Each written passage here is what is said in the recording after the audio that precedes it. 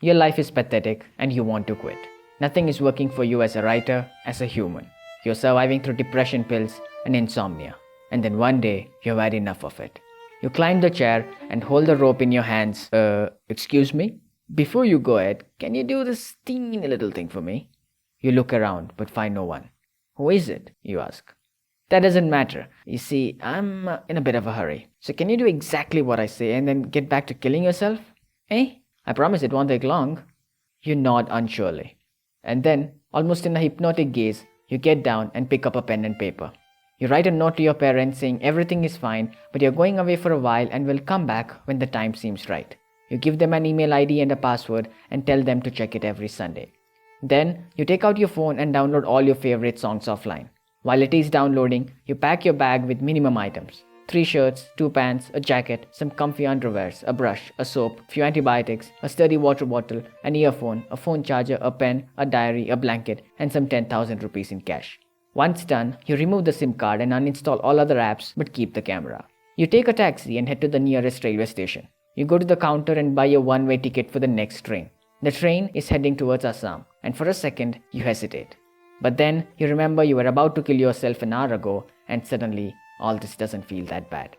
You enter the packed general compartment and sit next to the beggar near the door. You smile and make eye contact but feel a bit nervous to speak up. You then realize he isn't your crush and ask if he's hungry. He nods. You buy him and yourself some good tasty egg biryani from the next station and eat your fill.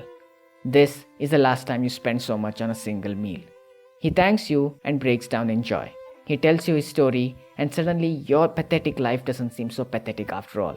You tell him your story, he listens to you like nobody else. And before both of you get emotional again, you crack a joke and clear the mood. You close your eyes and feel the wind slapping your face. You look at the passing landscape and put on some music. You don't eat anything by nightfall, but buy him dinner. He gives you his share and insists that you eat, but you lie about feeling sick. You wake up to a station you don't know and get down. You wave a heartfelt goodbye, take a selfie with him and continue walking. You try to get a good idea of the city. The location, the language, the type of people. You find a public toilet, brush your teeth, and take a dump. This becomes your new morning routine. You go to a tiny restaurant and eat a couple of dosas. Just 2, no tea, no coffee. You realize the importance of saving. By now, your parents call the police. The first 24 hours are always tense, so you go to an internet cafe and mail them. You say you're completely fine and attach your smiling photo that looks half creepy and half insane. You check for any mail from your boss. Just kidding. Fuck your boss. You learn a lot in the next few weeks. You go from place to place, city to city. You swim in beaches, climb small hills, run through farms and visit galleries. You also get mugged, have horrendous mosquito bites, catch a cold and a little bit of food poisoning. Your legs hurt and your shoulders ache, but not a single minute bores you.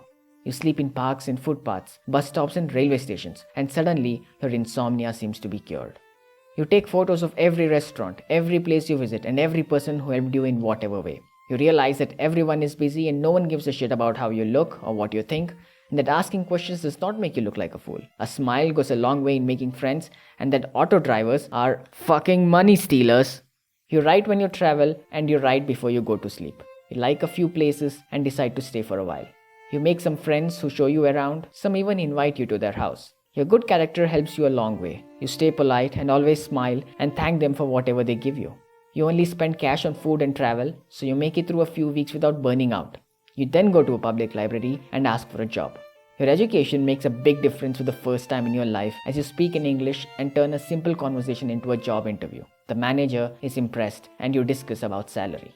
You don't ask much, just enough to cover your monthly expenses. And now that you've become a pro at saving, it's not a lot. You befriend a co-worker and he helps you find a cheap room to stay. This becomes your temporary house for the next few weeks.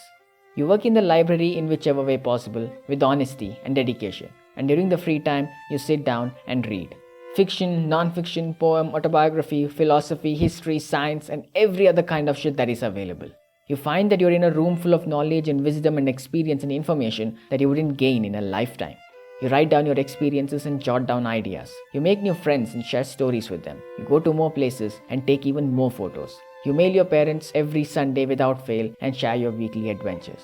You find a stray dog and make him your pet. He accidentally bites you and you get rabies. Both of you get treated and stay in a government hospital for a week. You look at the guy who's admitted next to you. He keeps mumbling something about the beginning is the end and the end is the beginning. Some dark shit you don't understand. People think he's mad, but he's a fucking genius. Every afternoon you sit down with him and play chess, and every afternoon you lose. You soon recover. You tell him about having thoughts on writing a book. He gives you simple life advices and philosophical ideas you didn't find in any book in the library. You take a few selfies with him and go back to work. And for the first time in 7 months, you begin to write. You sit down every night and type furiously at an old second-hand typewriter bought from a junk store. For 3 years you struggle to write a book, and now you finish one in 3 weeks. You give it to the librarian, she loves it. She calls up a publication agency and they fucking love it too. The book starts to sell, but not in the normal way. You go up on streets in traffic signals and in the most impeccable language any posh Bangalore girl has ever heard, you sell it to them. People buy it out of amazement, read it out of curiosity and tweet it with love. It's all over Goodreads, it's all over YouTube. Who is this guy? Who wrote this masterpiece? You start making so much money you have to open a bank account. People come to interview you in your tiny room. Your identity is no longer anonymous. Your lifestyle becomes more famous than yourself. It's in the paper, it's on TV. People use your quotes on Instagram posts and you're discussed on Reddit. You pack your bags, hand over the key to the owner and decide it's time to go home. Your parents are ecstatic to see you. They slap you and embrace you. You feel good about coming back. How long has it been? 7, 8, 9 months? The food tastes a million times better and you don't have to worry about mosquitoes or rats.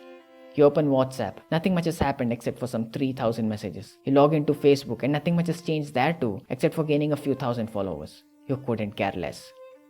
All this feels good for a while, for 3 full weeks. Then it starts to bore you again. Your legs start itching, your hands can't seem to type. The glimpse of life you have seen is too much to turn back. You can't even remember why you wanted to kill yourself. It sounds like an old meme on the internet.